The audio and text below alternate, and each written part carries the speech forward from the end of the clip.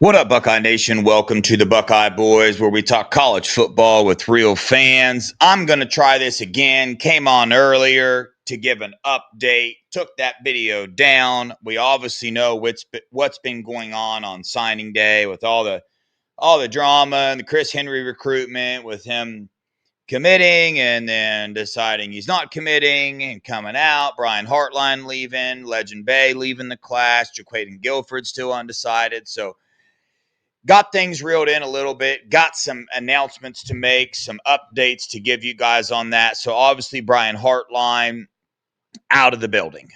Before we dive into that, hit the like button on this video, hit the subscribe button as well.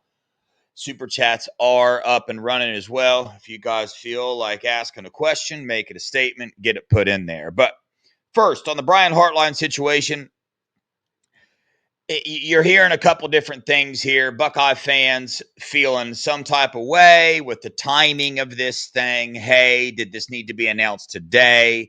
What's the effects of this? We obviously see the effects of him announcing this today. So you got some Buckeye fans a little upset with that, saying, hey, this is the worst, timing that you could have done to us, Brian Hartline. Why would you do this to us? Is Ryan Day happy about the timing of this? When you look into this, I mean, it's a tough situation to be in, because when you look at Brian Hartline and the decision to announce this the morning of signing day, it's very aggravating, and it makes you think like, hey, why would you do this? But the other side of that coin is where would you want him to do? Wait a week? If he waits a week, then that hurts his reputation as a recruiter. So in a sense, it's Brian Hartline looking out for himself, but then why Ohio State picks up the pieces. But then the other sense of that as well, hey, Ohio State never wants to lure a kid into committing if they know their position coach is leaving. Okay, so it's a weird situation to be in. Am I upset about it? Yeah, I think I feel like maybe some different timing could have been worked out there. But then, you also think of it as well. Hey, I'd rather Ohio State, play the high road here, be honest with the recruits, because of that culture and that brotherhood that Ohio State has built here with Ryan Day. But I go back and forth, man. I keep wanting to think, if you're one of those ones that thinks this was a crappy move by Brian Hartline for announcing the day of signing day, then you also have to accept the fact that, hey, if he didn't, then Ohio State would have been essentially lying to recruits to get them to sign in the class. If you're one that says, hey, I mean, this is the truth. It just is what it is in today's college football world. When timing arises like this, the Buckeyes can't control this timing. Brian Hartline couldn't really either. There was a position open, and he took it. And this thing all happened really fast. I think USF thought they had their coach lined up, and then I believe the Kansas State situation changed that, and they had to switch tactics real fast, go after Brian Hartline. Ryan Day stated that he reached out to recruits as well, and Brian Hartline did as well. And I'm going with that. I don't think anybody was blindsided by that. This begs the question now, where does Ohio State go from here? Okay, we know the recent news with Chip Kelly being fired. We know what he did last year, took us to a national title. Ryan Day's best friend. I mean, you would be hard-pressed to convince me that Chip Kelly is not about to join this Buckeye staff as offensive coordinator. I don't know how you guys are going to feel about that. I would absolutely love that. Come into the program with players that he already knows, a system that he helped put in place that he already knows. So we'll see there. As far as the wide receiver coach, you ask, hey, man, are we going to elevate Coach Jordan in that room? You're going to go out and look for somebody else. You're going to elevate a different coach on staff to the wide receiver position. I think Coach Day is going to go outside for this decision here, because, I mean, it's the most sought after job opening in the country, Ohio State's wide receiver coach. we've been putting out good wide receivers for a long time. Brian Hartline did attribute to that, but so did the 5-star quarterbacks that Coach Day, gets into the program, the style of offense that the Buckeyes run. So there's several reasons here that the Buckeyes are going to be just fine. Now, what is a result of Brian Hartline leaving? Well, the result of that, how do we know this all happened so quickly? Because there's some recruits that were thrown off by this. Chris Henry Jr., Jaquaden Guilford, 2 of them. They have not signed with Ohio State. Chris Henry Jr. has publicly came out, and he has said this right here. I'll get this pulled up. This is Chris. I have not yet signed, still trying to weigh my options due to coaching changes. I just want to make sure this is the right decision for my future. Now, what do we know? We know that when Chris Henry Jr. woke up this morning, he had every intention of signing with Ohio State. Why? Because that's what they announced at his Mater Dei signing day. That's what they announced. So they announced, hey, signing with Ohio State. That's why everybody put those graphics out. So I did that show earlier. Everybody was telling me, hey, he just committed to the Buckeyes. He's a Buckeye. And then all this stuff comes out, and you see the vultures come running in. Oregon, USC, being reported that they were all in that. Those 2 teams, USC and Oregon. Then the update got brought in that it's really Oregon right now. That is pressing for him. Oregon, the same team. And Chris Henry Jr. obviously stated this is because of a coaching change. But when you find out that the other team that is after him just lost their offensive coordinator, their defensive coordinator, and their director of recruiting. Yes, Oregon lost Will Stein to Kentucky. They're losing Tosh Lapoy to California. And Kentucky just hired Pat Biondo, their director of recruiting, for a Kentucky GM position. So you look at it like that, it's like, okay, Ohio State just lost wide receiver coach, offensive coordinator, and the other team that we're going up against right now has also lost all these other coaches. We all know what the deal is. Oregon has come in with an absurd offer financially, and that's what it's turning into. It's turning into a bidding war. Ohio State still trying to hold this in, but everything I'm reading, everybody I'm talking to, the momentum is not going in our direction at this point in time. When a recruit's mind starts going down this money trail, Ohio State's not going to play that game as much as an Oregon or a USC will. We already know that, and I'm fine with that. These things always seem to work themselves out every single time. They work themselves out. We're in the Big Ten title game. We're playing for another national title this year. We're going to do the same thing next year. We're going to do the same thing after that, the next thing after that, and the next thing after that. You see these desperate programs, and when you throw large amounts of money in, it starts to mess with people's heads. So get used to it, guys. This is not the first time. This will not be the last time that this occurs to Ohio State on National Signing Day.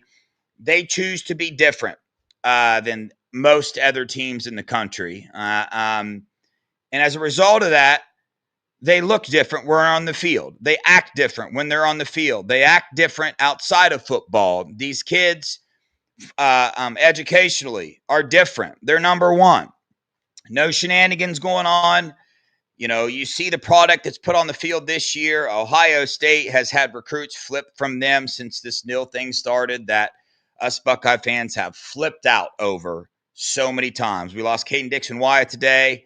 That sucks.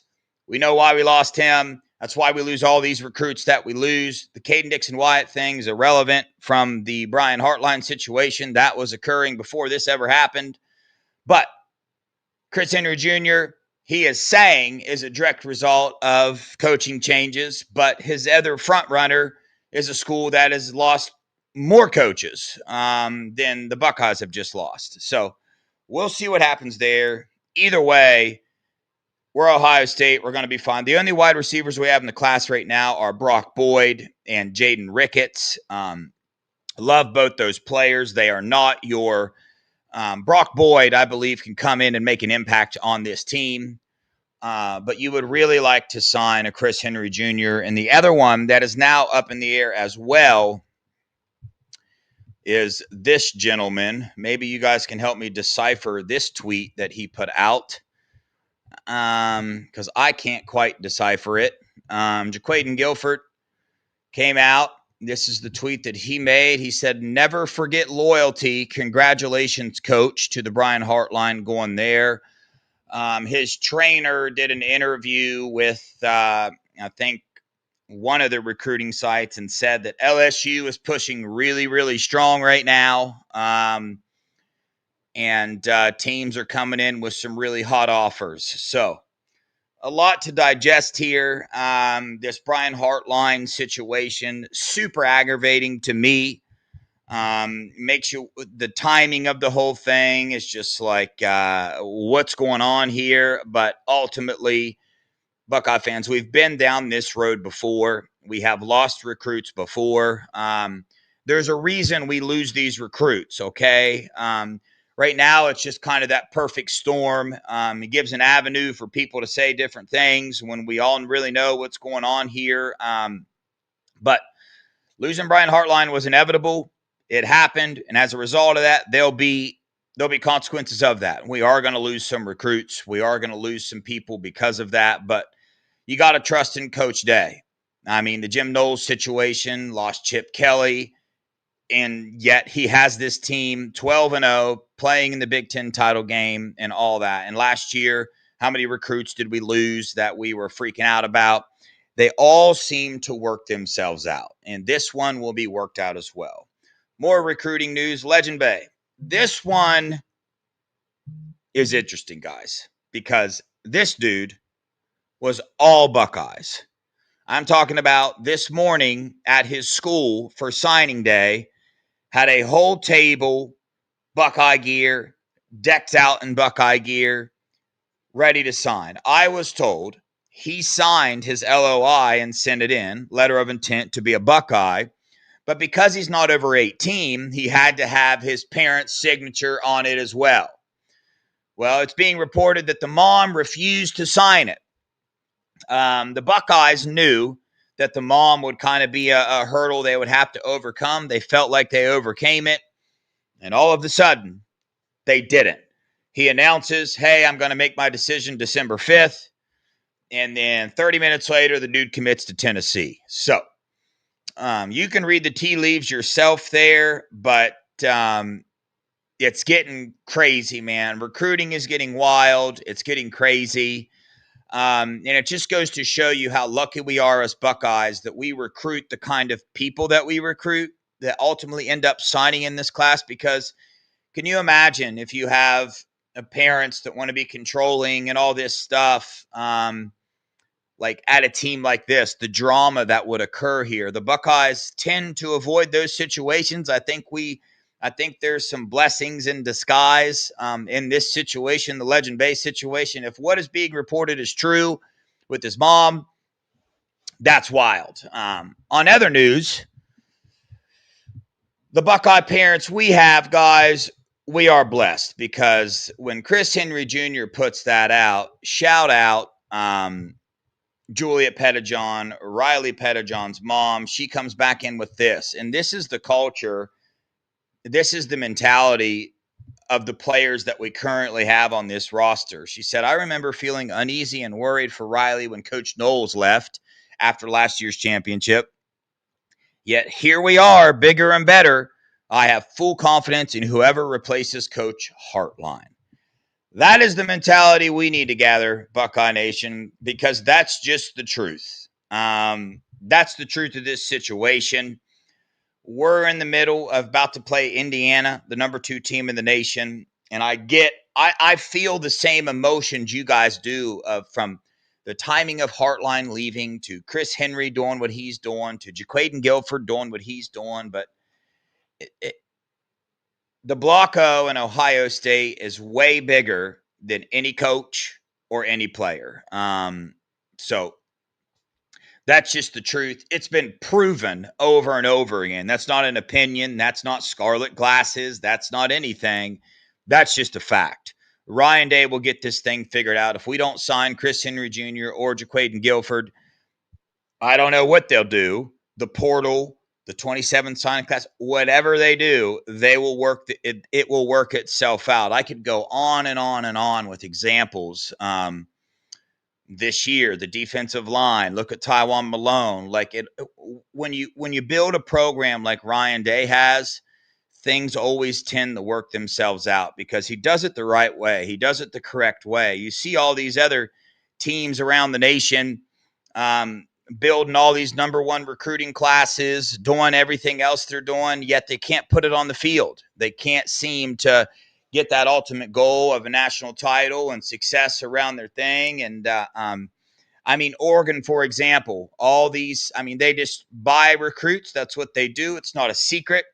That's not scarlet glasses. That's not coming from hate from them. They are very annoying with how they approach this recruiting game, but that's the only thing they can do.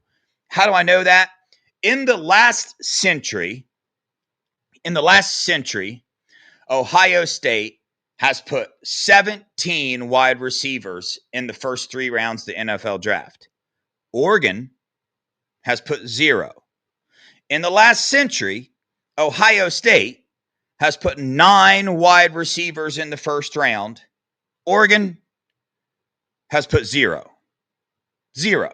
So, do they have a good football program? Yes, they do, but they do not have that long history of development, putting kids into the NFL who have long-lasting, successful careers in the NFL.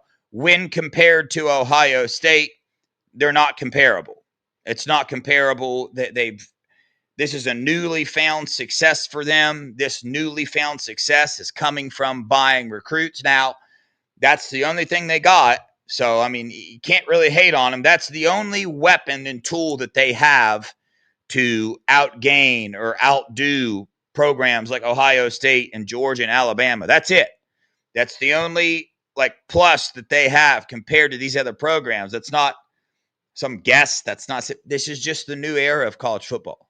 It's just what it is, man.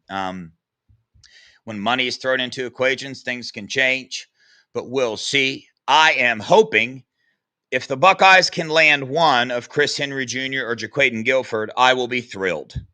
I'll be thrilled. I'll be perfectly fine with it. As of right now, we sit with the number 7 class in the nation, but that is including Chris Henry Jr. and Jaquaden Guilford.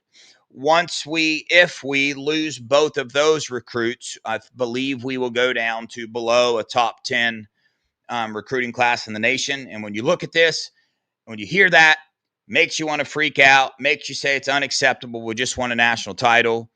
But we've been through worse before as Buckeye fans, and we seem to always come out of the other end bigger, better, stronger. It's what we do. It's the lifeblood of this program. The Block O is bigger than any one coach, any players, anything like that. This is college football. It will work itself out. But we'll wait and see. Got some drama coming down the line. I mean, every other recruit were good. So we lost Legend Bay. We lost Caden Dixon Wyatt. Those are 2 so far that we lost. The Legend Bay thing was insane. The Caden Dixon Wyatt thing, we know what happened there. And we know what's going on with Chris Henry and Jaquaden Guilford. It's very annoying. It's very heartbreaking at times, but I'm not in their situations. I don't know their family situation or what they got going on, but it's just what it is. Some teams are coming in with crazy, stupid, dumb money. Don't even know if they can really offer that kind of money if they have it. But Ohio State's they're just not going to play those games. Like, we've been down this road 100 times. But the positive to that is you get a certain type of individual. You get a certain type of individual that's driven by the love of their brother, the love of the game. And ultimately, that drive is way stronger than a love of a bigger bag, right? Because if you're drawn to a program strictly because of money, then what happens the next year when another team offers you an even bigger bag? How many players do we see that don't come here and we know why they signed there, and then you watch them transfer back and forth all day long, and then you watch their careers fizzle out? It's just what happens, guys. It's just, that's a fact in life. That's not a guess either. The love of money is temporary, won't get you very far in life. You make you feel good for a little moment, but it just doesn't. I mean, and that's a conversation for a deeper time. But again, we'll see. I don't know every recruit situation. I don't know everything, but yes, when your wide receiver coach leaves, I'm not sure how mad we can be at these wide receivers for, delaying their decision making. So it's hard to keep your emotion as a Buckeye fan separated from, well, Chris Henry, you should still sign with the Buckeyes. Yeah, I think you should. But when you lose your position coach, it's like, dude, yeah, I mean, the kid has a right to delay his decision and sit back and make sure he's making the right decision. But then you throw in, the other school he's possibly going to sign with has lost 3 coaches as well. That's just the fact. Sometimes I wish a lot of people just face that reality that, yeah, recruits are going to go sometimes where the biggest bag is. But Ohio State has said over and over and over again, we do not want kids to come to Ohio State just because money, just because we got off their biggest bag. Us Ohio State fans, we're so stoked about the culture and about the brotherhood and about the no shenanigans off the field, how focused this team is. Don't you guys love that? Don't you love seeing how close this team is, how close they play on the field? Why do you think this defense is so good? Because they play for each other. That's why they are so good. Why is this offense so good? Because they play for each other. You can't have it both ways. You can't go buy recruits and then have this type of culture and brotherhood. It won't happen. It doesn't work. You can't have it. You can't have the best of every single world. I would rather have this world, but as a result of having the world that we have now, we got to go through some rough times. Those rough times for us is on signing day. Would you rather have rough times on signing day, or would you rather have rough times during the season sitting back while every other team is in the playoffs and you're Michigan watching us just dominate? Michigan goes out, spends $13 million on players, buys wide receivers, buys offensive tackles. They're not in the playoffs. Where are they?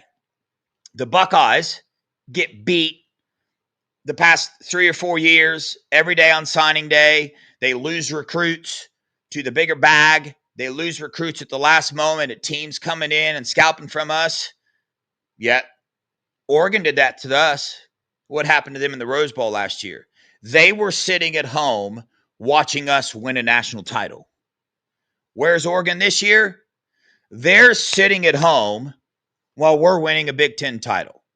If we see them in the playoffs, they're going to be sitting at home while these Buckeyes are going to win a national title. So I choose this every single time. This is what I choose.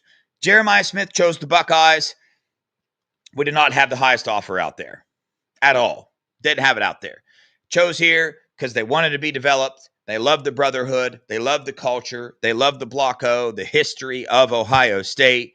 That's what drives them. That's what keeps this culture and this brotherhood close. And in team games, man, that's what it's about. This is a team sport.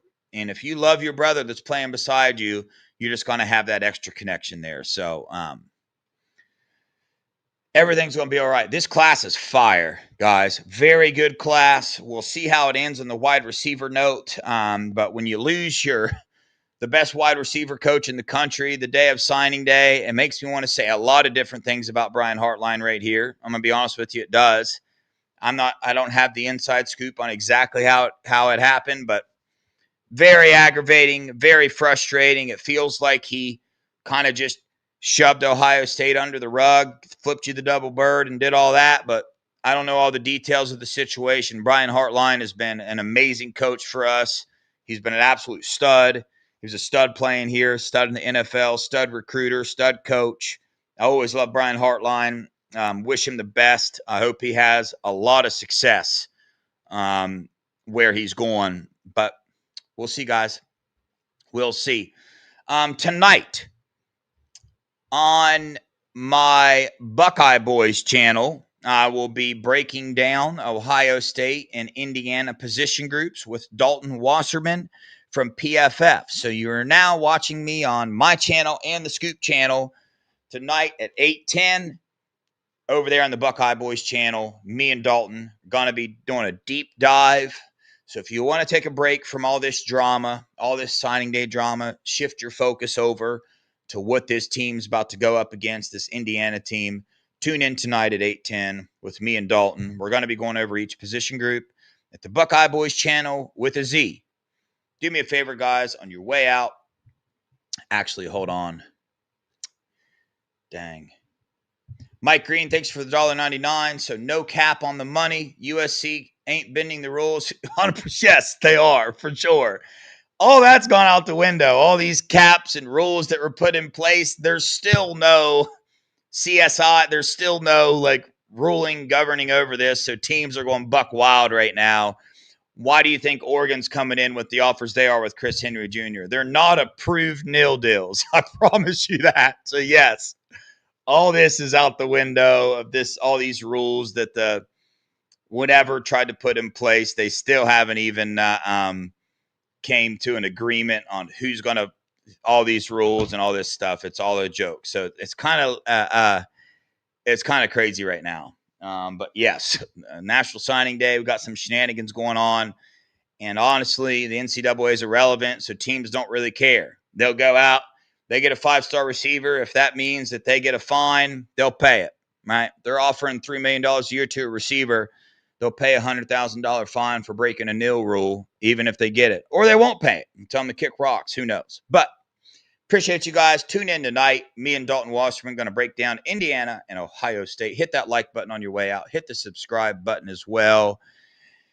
And if I get some more updates, I will be back on waiting for Chris Henry Jr. and Jaquaden Guilford to make a decision on where they're going to be playing. Not feeling too hot about Chris Henry right now. Jaquaden still holding a little bit of hope back there, but we will see. Buckeye fans, we going to be all right. God bless y'all. Go Buckeyes. OH.